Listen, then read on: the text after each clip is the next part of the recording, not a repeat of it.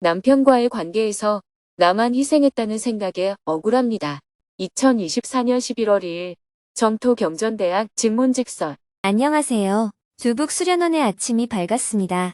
스님은 새벽 수행과 명상을 마친 후 10시부터 정토경전대학 수업을 듣고 있는 학생들과 직문직설 시간을 가졌습니다. 1200여 명의 학생들이 온라인에 접속한 가운데 서로 손을 흔들어 인사를 하며 직문직설을 시작했습니다. 먼저 지난 한 달 동안 경전대학 학생들이 실천 활동을 했던 모습을 영상으로 본 후 모두 스님에게 삼배의 예로 법문을 청했습니다. 스님이 인사말을 했습니다. 공부 잘하고 있죠?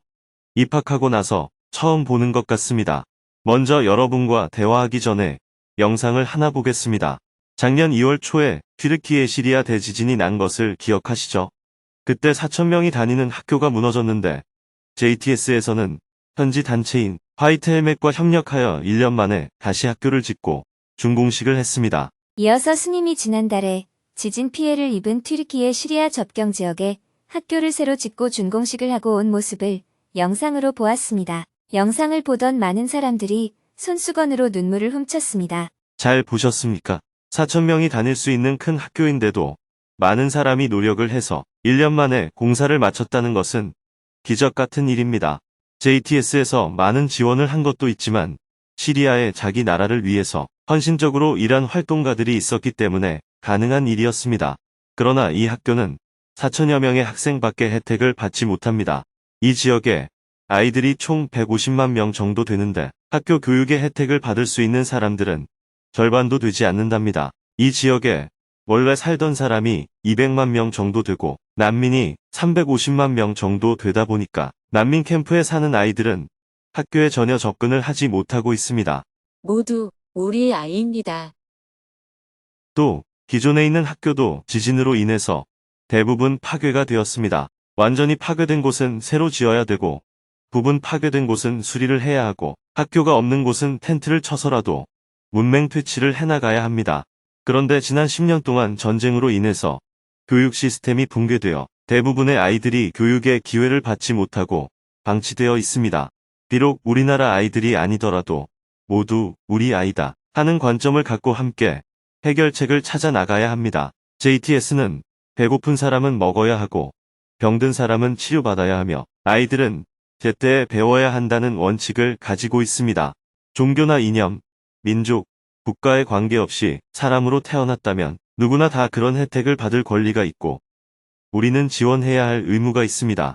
이것은 경전에도 나와 있습니다. 부처님께서 열반에 드실 즈음에 아난다 존자가 우리는 부처님께 공양을 올려서 큰 공덕을 지었는데 부처님께서 계시지 않으면 우리는 그런 큰 공덕을 지을 기회가 없지 않습니까? 이런 염려를 얘기했을 때 부처님께서 이렇게 말씀하셨습니다. 아난다여, 염려하지 마라. 열애가 없는 세상에도 부처님께 올리는 공양의 공덕과 똑같은 공덕이 4가지가 있다.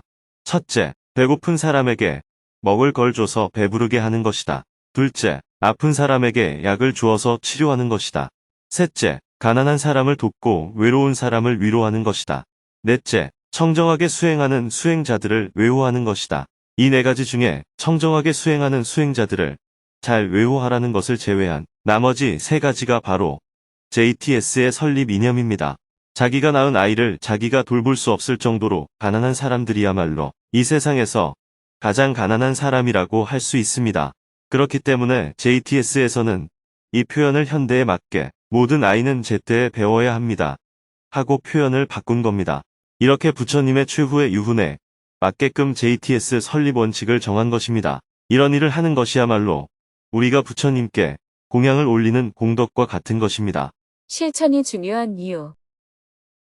그러니 여러분도 극락에 가고 싶다, 천당에 가고 싶다 이런 생각만 하지 말고 실제로 그렇게 될 수 있는 실천을 하는 것이 매우 중요합니다. 실천을 하지 않고 그저 좋은데 가고 싶다고 바라기만 한다는 것은 나무에 올라가서 물고기를 잡고자 하는 것과 같습니다. 이론이나 사상을 배우는 것도 중요하지만 작은 일 하나라도 실천하는 게 매우 중요하다는 말씀을 드리고 싶습니다. 다음은 그동안 수업을 들으며 궁금한 점에 대해 질문을 받았습니다. 경전대학 학생들은 지난 9월에 입학한 후 2개월 동안 금강경을 공부했습니다. 수업을 들으며 의문이 생긴 점에 대해 자유롭게 질문을 했습니다. 그중 한 명은 금강경에서 무주상보시가 무엇인지 배웠지만 남편과의 관계에서 나만 희생되었다는 생각에 억울하다며 스님의 조언을 구했습니다. 남편과의 관계에서 나만 희생했다는 생각에 억울합니다. 무주상보시의 공덕을 머리로는 이해하지만 실천하기가 어렵습니다. 남편과의 관계에서 나만 희생했다는 생각이 들고 억울한 마음이 많이 들어서 무주상보시를 실천하기가 쉽지 않습니다. 어떻게 하면 무주상보시를 남편에게 실천할 수 있을까요? 실천하기 어렵다고 하면서 왜 또 굳이 실천을 하려고 해요? 실천하기 어려우면 그냥 안 하면 되죠. 스님한테 화를 참기가 어렵다고 질문하면 스님은 화를 내라 이렇게 말합니다. 화를 내고 나니 괴롭습니다. 이렇게 질문하면 그러면 화를 내지 마라 이렇게 말해요. 여기 음식이 놓여 있다고 합시다. 이 음식을 먹고 싶다고 할 때 그 안에 독 들었다 하고 알려주면 더 이상 질문을 안 하고 거기서 끝이 나야 합니다. 독이 들었다는 걸 알았으면 먹고 싶은 마음이 탁 끊어져야 하는데 독이 들었다고 알려줘도 그래도 먹고 싶어요 그러면 무슨 말이 더 필요하겠어요? 그래도 먹고 싶어요 하고 말하면 저는 그러면 먹고 죽어라 이렇게 대답해 줍니다. 독이 들었다고 알려주면 거기서 끝이 나야 하는데 굳이 그걸 먹고 싶다고 하니까 그러면 먹고 죽어라 하고 이야기하는 거예요. 독이 든 줄 모를 때는 먹고 싶어요 라고 하면 거기에 독이 들었다 이렇게 말을 해줄 수 있지만 독이 들었다는 걸 알려줬는데도 먹고 싶다고 하면 그렇게 먹고 싶으면 먹고 죽어라 하고 말하는 수밖에 없죠. 그래서 여러분이 스님한테 처음 물어볼 때는 자세히 이야기를 해주지만 그 얘기를 듣고서도 그래도 하면 안 될까요? 하고 다시 물으면 그러면 그렇게 해라 이렇게 말해줍니다. 그것처럼 화가 올라오면 어떻게 해야 하는지 물어도 다만 알아차려라 이렇게 말해줍니다. 화를 내는 것은 독이 든 음식을 먹는 것과 같다 하고 알려줄 뿐입니다. 그러면 독이 든 줄 알고 알아차려야 하는데 그래도 화가 나는데 어떡합니까? 이렇게 물어보는 것은 그래도 먹고 싶은데요 하는 말과 똑같습니다. 제가 여러분과 나누는 대화를 잘 들어보세요. 이 음식을 먹고 싶어요. 거기에 독 들었다. 그래도 먹고 싶어요. 그럼 먹어라. 죽기 싫어요. 그러면 먹지 마라. 그래도 먹고 싶어요. 그럼 먹어라. 죽기는 싫어요. 그럼 먹지 마라. 이렇게 스님이 대화를 하니까 여러분은 스님이 남의 심정을 모르고 말한다고 하는데 먹고 싶어도 독이 들었으면 먹지 말아야 합니다. 그래도 먹고 싶으면 죽는 걸 감수해야 합니다. 이게 사실이기 때문에 여기에 다른 이야기가 더 필요 없습니다. 본인이 먹고 싶다고 하니까 먹으면 죽는다고 알려주는 것이고 또 죽기 싫다고 하니까 먹지 말라고 말하는 거예요. 그렇게 알려줄 뿐입니다. 스님이 지금 자기 인생도 살기 바쁜데 무엇 때문에 남의 인생에 간섭까지 하겠어요. 지금 질문자가 괴롭다는 건 남편에게 뭔가를 해주고 나서 기대하는 마음이 있다는 뜻입니다. 나는 너를 보고 싶어 했는데 너는 나 안 보고 싶니? 나는 널 사랑하는데 왜 너는 나를 사랑해 주지 않니? 나는 밥을 해줬는데 너는 왜 고맙다는 말을 안 하니? 이렇게 늘 바라는 마음이 있는 거예요. 길 가는 사람한테는 해주는 것도 없고 바라는 마음도 없는데 가족한테는 해주는 것도 많고 바라는 마음도 많습니다. 가족 관계에서 갈등이 심한 이유는 뭔가 해주고 나서 그것에 대한 보상을 기대하기 때문이에요. 이것은 투자를 하고 나서 이익을 바라는 마음과 같습니다. 그것이 물질적으로 투자를 하고 나서 칭찬으로 보상을 받든 칭찬으로 투자를 하고 물질적으로 보상을 받든 뭐가 되든 보상을 받아야 마음이 풀리는 거죠. 또한 받을 때는 항상 이익을 조금 더 붙여서 받으려고 합니다. 그러나 막상 현실에서는 보상이 아예 오지 않거나 오긴 오는데 충분하게 오지 않아서 손해보는 것 같이 느껴집니다. 어떤 사람이 장사를 하는데 거래처 사이에서 계속 손해가 나면 거래를 끊을까 하는 생각이 들게 됩니다. 그런데 거래를 끊으려고 해도 막상 다른 거래처가 마땅한 곳이 없으면 고민이 됩니다. 다른 거래처가 있으면 아예 그쪽으로 가면 되는데 마땅한 거래처도 없고 이 거래처와 계속 거래를 하자니 적자가 나고 그렇게 되면 계속 거래를 하면서도 불만이 쌓이게 됩니다. 지금 질문자가 남편한테 불만을 가지는 것도 이와 같습니다. 나한테 이익이 되는 다른 남자가 있으면 벌써 정리를 하고 갔을 텐데 다른 남자가 마땅히 있는 것도 아니고 있다고 하더라도 아직 지금의 남편보다 이익이 남는다는 보장이 없는 거죠. 지금 거래하고 있는 남편이 이익을 보장해주면 가장 좋은데 현재의 남편은 이익 보장을 안 해주고 그렇다고 다른 거래처는 없고 그래서 지금 고민이 되는 거예요. 여기서 고민의 핵심은 내가 이익을 보려는 마음을 가지고 있다는 것입니다. 그래서 이익을 보려는 생각을 하지 말라는 거예요. 어차피 이 사람과 거래를 이어나가면 이익이 보장되지 않는데 계속 이익을 볼 생각을 하고 있으면 괴로움이 쌓여서 결국 거래를 끊는 수밖에 없습니다. 그러나 지금 당장은 손실이 나는 것처럼 느껴져도 종합적으로 따져보면 꼭 손실이라고 말할 수가 없어요. 그래서 너무 이익을 따지지 말라는 거예요. 이때 아무런 보상이나 이익을 따지지 않는 것이 바로 무주상보시입니다. 그렇게 되면 가장 좋아요. 그런데 무주상보시까지는 안 되더라도 너무 이익을 따지지는 말아야 내가 덜 괴롭습니다. 부부 사이는 상거래를 하는 사이가 아닌데 자꾸 부부 사이를 상거래처럼 따지니까 괴로움이 생기는 거예요. 여러분들이 말하는 사랑은 가만히 보면 전부 상거래입니다. 내가 이렇게 했으니 너도 이렇게 해라고 요구하는 것은 내가 얼마 해줬는데 너는 얼마 해줄래? 하고 상거래를 하는 것과 똑같은 관점이에요. 모든 갈등이 상거래를 하는 관점을 갖고 있어서 생깁니다. 상거래를 하는 관점을 가지면 같이 살면서도 계속 갈등이 생깁니다. 상거래를 하는 관점을 놓아버리면 갈등도 사라집니다. 꼭 무주상보시로 살라는 말이 아니에요. 남편과 상거래를 끊자고 입장을 정리해도 괜찮아요. 그런데 계속 거래를 하려면 이익을 보려는 생각을 내려놓으라는 겁니다. 남편과 안 살겠다면 모르지만 계속 살려고 하면서도 상거래적 관점을 가지고 있으면 내가 괴로워지기 때문입니다. 지금 상황이 남편과 거래를 안 할 수도 없다면 남편한테서 이익을 보려는 생각을 내려놓아야 내 괴로움이 적어집니다. 우리가 성매매라고 하는 것도 결국 성을 가지고 상거래를 하는 것입니다. 그런데 두 사람이 부부가 되면 성을 가지고 상거래를 하지 않습니다. 보통 사람 사이에 상거래하던 걸 부부가 되면 더 이상 상거래하지 않는 것이 아주 많습니다. 동시에 부부가 되어도 여전히 많은 부분을 계속 상거래하기도 합니다. 세상에서 표현할 때 성을 가지고 상거래를 하면 성매매라고 하고 상거래를 안 하면 사랑이라고 합니다. 그리고 합의하에 이루어지지 않거나 상거래를 하는 관계에서 지불을 제대로 하지 않으면 그걸 성추행이라고 합니다. 괴로움이 없으려면 성매매를 하는 수준에서 사랑하는 쪽으로 나아가야 합니다. 일을 시키고 돈을 안 주는 것은 주인과 노예의 관계입니다. 일을 시키고 돈을 주는 것은 사장과 노동자의 관계입니다. 그래서 노동은 여전히 거래로 이루어지는 것입니다. 일을 하되 돈 받을 생각이 없는 자원봉사는 사랑과 같습니다. 남녀 사이의 사랑처럼 인간관계에서 거래를 안 하는 것이 곧 사랑입니다. 그저 상대가 필요해서 도와주고 상대가 목마르다고 하니 물 한 바가지 떠주는 것이 사랑이에요. 서로 사랑하는 사이에서는 내가 이거 해주면 너 얼마 줄래? 이러지 않잖아요. 자본주의 사회에서 상거래를 안 하고 살 수는 없겠지만 적어도 정토회 안에서는 서로 사랑하는 인간관계를 맺고 살아가자는 것입니다. 그래서 정토회에서는 상거래를 하지 말라고 하는 것이고 정토회는 자원봉사자로만 운영한다는 원칙을 세운 것입니다. 이러한 운영 방침은 상거래가 일상인 자본주의 사회와는 많이 다릅니다. 부모가 어린아이를 키울 때도 상거래하는 관점을 갖지 않습니다. 그런데 아이가 크면 은근히 상거래하는 관점이 생깁니다. 내가 너를 키운다고 얼마나 고생했는데 너는 내 심정도 모르고 이렇게 말하는 건 상거래하는 관점을 가지고 있는 거예요. 대부분의 인간관계가 상거래하는 관계이긴 합니다. 그러나 해탈을 하려면 상거래하는 관점에서 벗어나야 합니다.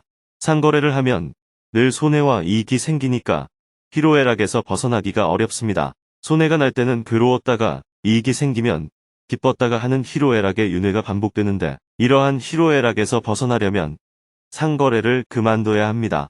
손해와 이익의 관점에 서지 않으면 윤회에서 벗어나 자유롭게 살 수 있습니다.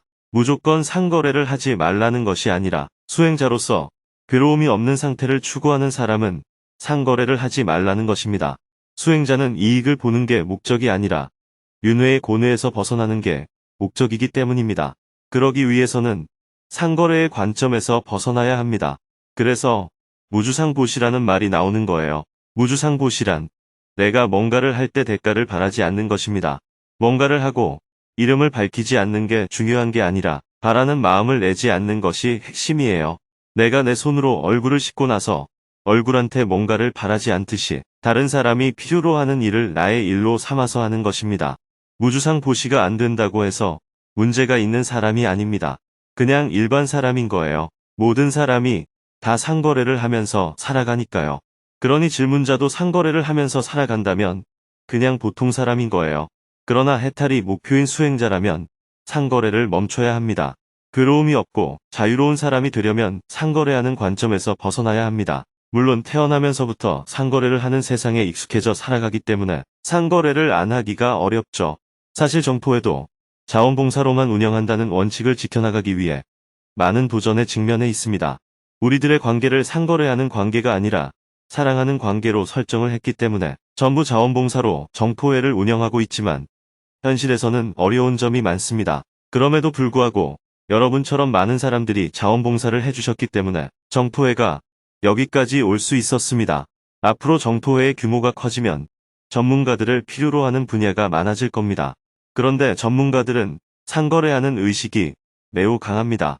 비전문가들은 봉사를 하기가 그나마 수월한데 전문가는 상거래에 익숙한 사람들이기 때문에 자원봉사를 하기가 힘들어요. 박사 학위를 가지고 있거나 전문 기술을 가지고 있으면 뭘 하나를 발표해도 사회에서 고액으로 임금을 주기 때문에 자원봉사로 일을 하기가 매우 어렵습니다. 조직이 작을 때는 전문적인 영역이 크게 필요가 없지만 조직이 커지면 전문적인 영역이 점점 더 많이 필요해집니다. 방송도 전문적인 영역이고 영상 편집도 전문적인 영역이다 보니 어떤 사람들은 유튜브에서 수익을 많이 발생시켜서 전문가를 고용하는 비용을 감당하면 되지 않느냐고 제안을 하는데 그렇게 되면 정토회가 더 이상 수행단체가 아니라 회사가 됩니다. 사람을 고용해서 운영하면 아주 효율적인 회사가 될 수 있겠지만 정토회의 핵심 가치인 수행단체라는 정체성을 잃게 됩니다. 그것처럼 질문자는 작은 가족 회사를 운영할 거예요? 아니면 사랑의 공동체를 운영할 거예요? 이미 부부로서 동업은 시작한 거예요. 동업자한테 나는 일을 많이 했는데 너는 일을 적게 했다 하면서 불만을 가지고 있는 것 같네요. 아예 동업을 깨든지 아니면 가족 회사를 사랑의 공동체로 바꾸든지 이제 질문자가 결정을 하세요. 네, 잘 알겠습니다. 수행자의 자세가 무엇인지 다시 새기겠습니다. 누구나 질문자와 같은 마음을 갖게 됩니다. 그래서 모두가 무주상보시를 해야 한다고 말하지 않습니다.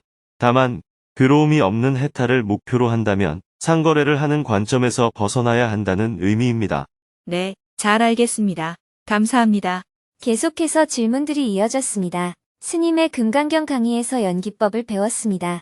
묻지마 살인이나 차량 급발진 사고로 아무런 연고도 없는 사람에 의해서 죽음을 맞이하는 것도 인연이 모인 까닭입니까? 제 가족이 그런 일을 겪었기에 도무지 이해할 수도 없고 받아들이기가 어렵습니다. 내 짐을 덜기 위해 다른 모든 이의 짐을 다 덜어주어야 한다는 가르침이 잘 이해되지 않습니다. 저는 몇 가지 원칙을 가지고 삶이 흔들릴 때 마음을 다잡아야 한다고 생각했는데 법상조차 짓지 말라고 하시니 삶에서 어떤 원칙이나 신념도 가지지 말아야 하는지 궁금합니다. 화를 알아차리고 난 뒤 어떻게 행동해야 하나요? 화가 나고 있구나 하고 느끼지만 그 감정이 쉽게 사라지지 않습니다. 가족에게 아침 정진이 제 자신을 위한 수행이라고 설명했더니 이기적이라고 하더군요. 정진을 할 때 가족을 위한 바람을 더해도 될지 궁금합니다. 학생들의 질문에 모두 대답을 하고 나니 약속한 2시간이 금방 지나갔습니다. 혹시 오늘 대화를 하면서 깨달은 바나 느낀 바가 있으면 한마디 하세요. 대화를 마치고 스님은 학생들에게 소감을 물어보았습니다. 2명의 학생이 손들기 버튼을 누르고 소감을 이야기했습니다. 금강경에 나오는 구절 중에 법이 아니며 법 아님도 아니며 하는 것이 있습니다. 비법 비리법이란 문장이 나와서 이건 무슨 랩도 아니고 이상하다는 생각도 들었지만 읽고 또 읽고 하다 보니 그 뜻을 어렴풋이 알 것 같았습니다. 그런데 오늘 스님이 쉬운 예를 들어 설명해 주시니 그 뜻이 명확히 이해되었습니다. 아주 유익하고 재미난 시간이었습니다. 저는 오늘 시리아 난민들을 위해 학교를 지어주신 영상을 보고 눈물을 흘리며 많은 감동을 받았습니다. 스님이 대단한 일을 하신다는 것을 크게 느꼈습니다. 그래서 저도 모르게 보시금을 먼저 보내게 되었어요. 제 자랑을 하는 것이 아니라 왜 우리가 JTS에 보시해야 하는지 그 이유를 깨닫게 된 시간이었습니다. 소감을 듣고 나서 스님이 정리 말씀을 해주었습니다. 금강경을 배운다는 것은 불경에 대한 지식을 이해하고 습득하는 일일 뿐 아니라 근본적으로는 인생의 온갖 괴로움에서 벗어나기 위한 마음 공부를 하는 것입니다. 그러나 경전이 한문으로 쓰여 있고 옛날 표현이 많이 나오다 보니 그 뜻을 제대로 알기가 어렵습니다. 진리는 문자가 아닌 내 삶 속에 있습니다. 옛날에는 말이 좀 어려워야 진리 같아 보였나 봐요. 그런데 스님이 그것을 생활 언어로 쉽게 설명하니까 이제는 또 너무 가치가 없게 느껴질지도 모르겠습니다. 그러나 진리는 문자에 있는 게 아니라 내 삶 속에 있습니다. 그래서 금강경을 내 삶에 어떻게 적용할 것인가 하는 관점을 갖고 접근해야 합니다. 한 번 들어서 안 되면 두 번, 세 번 반복해 들으며 진행자와 함께 일상에서 금강경의 내용을 실천해 보시기 바랍니다. 금강경의 가르침이 여러분의 삶을 좀 더 자유롭고 행복하게 하는데 좋은 재료가 됐으면 좋겠습니다. 다음 달에 다시 증문즉설 시간을 갖기로 하고 12시가 다 되어서 생방송을 마쳤습니다. 학생들은 교실별로 마음 나누기 시간을 갖고 스님은 방송실을 나와 오후 내내 실내에서 업무를 보았습니다. 해외에 나가 있는 동안 처리하지 못했던 여러 업무들을 보고 앞으로 시리아 국민들의 문맹 퇴치 운동, 부탄 지속 가능한 개발, 동티모르의 물 부족 문제 해결 등 JTS의 여러 사업들을 어떻게 진행할지 계획을 세웠습니다. 저녁에는 아버님의 기일이라 형제들과 제사를 지내고 대화를 나눈 후 밤늦게 하루 일과를 마쳤습니다. 내일은 스님과 경주에서 불교 학생회 활동을 했던 동문들을 위해 증문즉설 대화 모임을 하고 여성 아이넵 정토회 스터디 투어 참가자들과 대화의 시간을 가질 예정입니다.